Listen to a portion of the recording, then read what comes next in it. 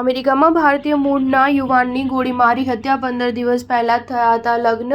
અમેરિકાથી ફરી એકવાર દુઃખદ સમાચાર સામે આવ્યા છે. અહીં વધુ એક ભારતીય યુવાનને સામાન્ય બાબતમાં ગોળી મારી મોતને ઘાટ ઉતારી દેવાનો મામલો સામે આવતા હડકંપ મચી ગયો છે. માહિતી અનુસાર અમેરિકામાં 29 વર્ષના એક ભારતવંશીય વ્યક્તિ ગેવિનના લગ્ન એક મેક્સિકન યુવતી વિવિયાના જામોરા સાથે થયા હતા. ઇન્ડિયાના રાજ્યના એક શહેરમાં જ્યારે તે પોતાની કારમાં જઈ રહ્યો હતો ત્યારે એક પિકઅપ વાન સાથે તેની ગાડી ટકરાતા બચી ગઈ હતી. આ દરમિયાન ગુસ્સે થયેલો ગેવિન પિકઅપ વાનના ડ્રાઈવર સાથે ઝઘડવા લાગ્યો. તે સમયે તેના હાથમાં પિસ્તોલ પણ હતી. તેવામાં ઝઘડો તીવ્ર બનતા પિકઅપ વાનના ડ્રાઈવરે ગેવિનને ગોળી મારી તેની હત્યા કરી નાખી. ગેવિનને ગોળી મારી પિકઅપ વાનનો ડ્રાઈવર તો વાન લઈ ફરાર થઈ ગયો હતો. તો બીજી તરફ ઇન્ડિયાના રાજ્ય પોલીસ તેમ પણ કહે છે કે પિકઅપ વાનના ડ્રાઈવરે કદાચ સેલ્ફ ડિફેન્સમાં ગોળી મારી હતી. જો કે આ તર્ક ટકી શકે તેમ નથી, કારણ કે ગેવિને તે ડ્રાઈવર તરફ તો તેની ગન તાકી જ નથી. આ ઘટના અંગે ગેવિનની પત્ની વિવિયાના પોલીસને જણાવ્યું હતું કે ગોળી વાગ્યા પછી ગેવિનના શરીરમાંથી લોહી નીકળતું હતું. દરમિયાન